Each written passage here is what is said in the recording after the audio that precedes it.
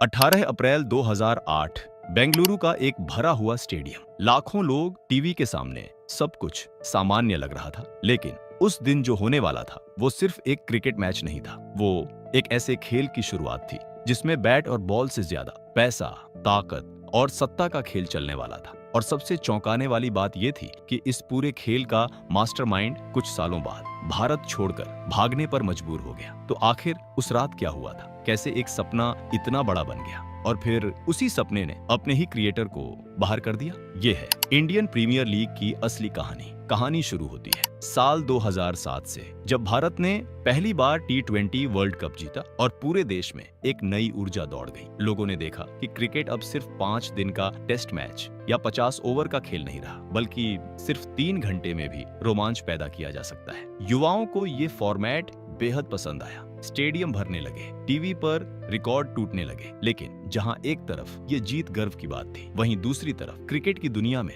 एक नया खतरा जन्म ले चुका था। उसी समय एक प्राइवेट क्रिकेट लीग शुरू होती है। नाम था इंडियन क्रिकेट लीग। ये लीग आधिकारिक नहीं थी, लेकिन इसमें बड़े बड़े खिलाड़ियों को पैसे देकर शामिल किया जा रहा था। और सबसे बड़ी बात, ये लीग भारतीय क्रिकेट के सबसे बड़े संगठन BCCI के कंट्रोल से बाहर थी। इसका मतलब साफ था, अगर ये लीग सफल हो जाती तो भारत में क्रिकेट का पूरा कंट्रोल BCCI के हाथ से निकल सकता था। और यही वो मोमेंट था जहां से शुरू हुआ एक ऐसा खेल जो आज तक चलता आ रहा है। इस खतरे को समझते हुए एक व्यक्ति ने आगे कदम बढ़ाया। नाम था ललित मोदी, एक बिजनेसमैन, एक स्ट्रैटेजिस्ट और एक ऐसा इंसान जिसने क्रिकेट को सिर्फ खेल नहीं बल्कि एक इंडस्ट्री की तरह देखा। उसने सोचा, अगर प्राइवेट लीग भारत में सफल हो सकती है तो क्यों ना इसे ऑफिशियल तरीके से और भी बड़े लेवल पर लॉन्च किया जाए। उसने एक प्लान तैयार किया, एक ऐसी लीग का जहां टीम शहरों के नाम पर होंगी, खिलाड़ियों की ऑक्शन होगी और दुनिया के बेस्ट प्लेयर्स एक ही मंच पर खेलेंगे। शुरुआत में कई लोगों को ये आइडिया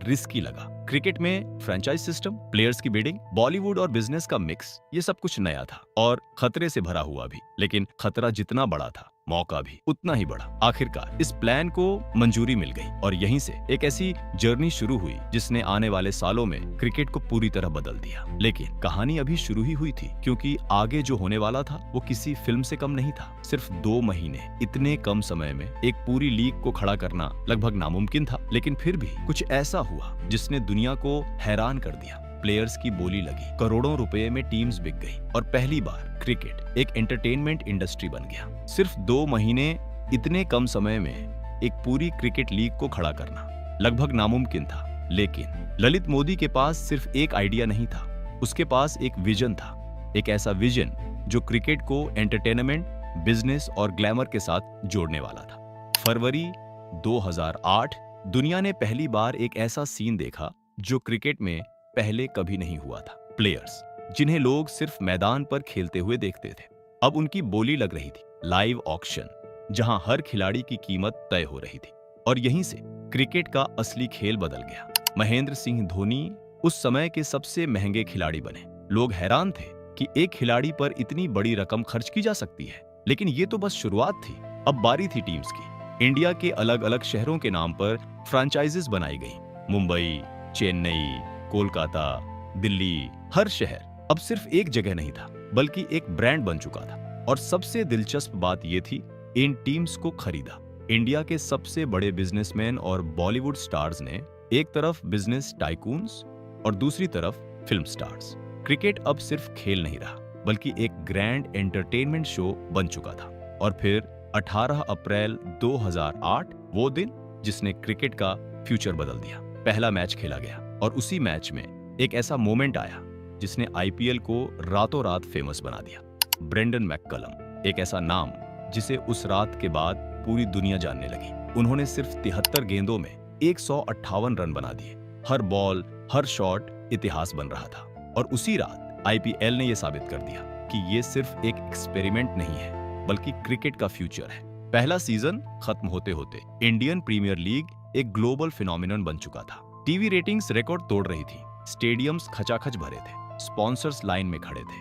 हर कोई इस गेम का हिस्सा बनना चाहता था। क्रिकेट अब सिर्फ एक स्पोर्ट नहीं रहा, ये एक $multi-billion इंडस्ट्री बन चुका था। लेकिन जितनी तेजी से IPL ऊपर जा रहा था, उतनी ही तेजी से पावर भी कंसंट्रेट हो रही थी। ललित मोदी अब सिर्फ एक ऑर्गेनाइजर नहीं थे, वो बन चुके थे इस पूरे एम्पायर के सबसे पावरफुल आदमी। हर डिसीजन, हर डील, हर कॉन्ट्रैक्ट, सब कुछ उनके इन्फ्लुएंस में हो रहा था। और यहीं से कहानी एक नए मोड़ पर आने वाली थी। बाहर से सब कुछ परफेक्ट दिख रहा था, लेकिन अंदर कुछ चीजें धीरे धीरे बदल रही थी। मनी, पावर और कंट्रोल, इन तीनों के बीच एक साइलेंट स्ट्रगल शुरू हो चुका था। कई सवाल उठने लगे। क्या सब कुछ ट्रांसपेरेंट है? क्या डील्स सही तरीके से हो रही हैं? क्या रूल्स फॉलो किए जा रहे हैं? आईपीएल एक ऐसा नाम जो अब सिर्फ क्रिकेट नहीं रहा था, ये बन चुका था पैसे, पावर और इन्फ्लुएंस का सबसे बड़ा खेल।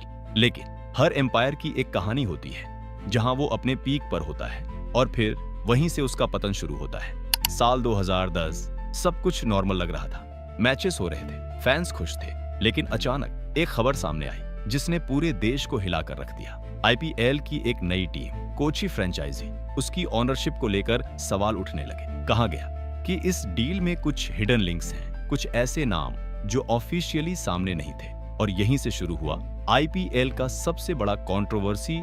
जैसे जैसे इन्वेस्टिगेशन आगे बढ़ी, वैसे वैसे ललित मोदी का नाम सामने आने लगा। उन पर आरोप लगे कि उन्होंने रूल्स का मिसयूज किया, कुछ डील्स में ट्रांसपेरेंसी नहीं थी और पावर का गलत इस्तेमाल हुआ। अब सवाल सिर्फ एक फ्रेंचाइज का नहीं था, पूरा सिस्टम क्वेश्चन में आ गया था। और फिर वो दिन आया जिसकी किसी ने उम्मीद नहीं की थी। बीसीसीआई ने एक्शन लिया, ललित मोदी को सस्पेंड कर दिया गया, इन्वेस्टिगेशंस शुरू हुई, उनसे जवाब मांगे गए। लेकिन इससे पहले कि सब कुछ क्लियर हो पाता, एक शॉकिंग घटना हुई।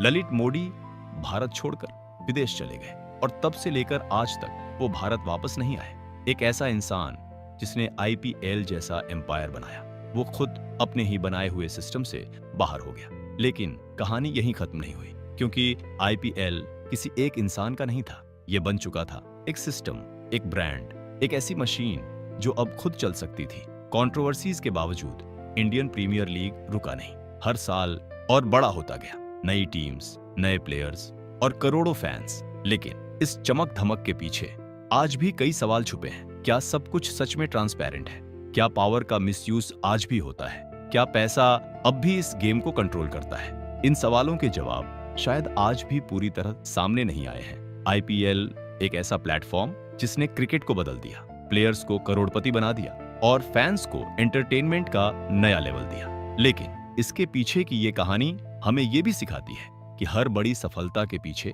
एक कॉम्प्लेक्स गेम चलता है, जहां सिर्फ टैलेंट नहीं बल्कि पावर, पॉलिटिक्स और पैसा भी अपना रोल निभाते हैं। तो अगली बार जब आप आईपीएल का कोई मैच देखें तो याद रखिएगा, ये सिर्फ एक खेल नहीं है, बल्कि ये एक ऐसा गेम बन चुका है जिसकी कहानी मैदान के बाहर लिखी जाती है।